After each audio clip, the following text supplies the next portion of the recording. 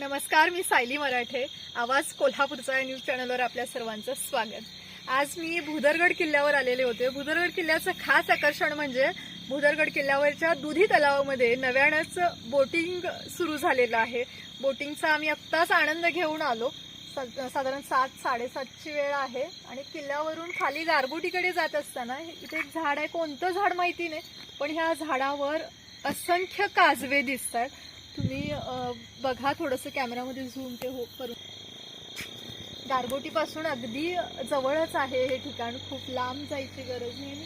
प्रचंड काजवे आहेत. खूप मस्त. हे कोणतं झाड आहे माहिती नाही, एवढं ते लखलखत आहे त्या काजव्यांनी आणि काजव्यांनी अक्षरशः भरून गेलाय.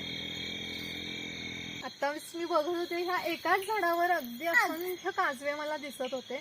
पण इथं आता बघितलं मी, बऱ्याच सगळ्या झाडांवर भरपूर काजवे इथे जमलेले आहेत. जणू त्या काजव्यांची शाळाच भरली आहे इथं असं वाटायला लागलं. खूप छान, खूप सुंदर हे दृश्य दिसतंय. अंधाऱ्या रात्रीमध्ये हे असे चमकणारे काजवे बघायला खूप छान वाटत आहे. लांब लांब काजवे पाहण्यासाठी शहराकडची लोक जातात, म्हणजे काजव्यांचं दर्शन घेण्यासाठी जातात.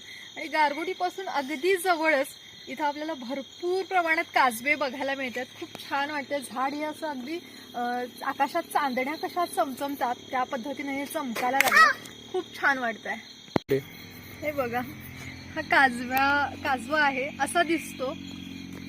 पहिल्यांदाच मी असं बघायला लागली. नेहमी मी याला ब्लिंक होतानाच बघितलंय. ओके, लाईट बंद करते आता. बघा तो.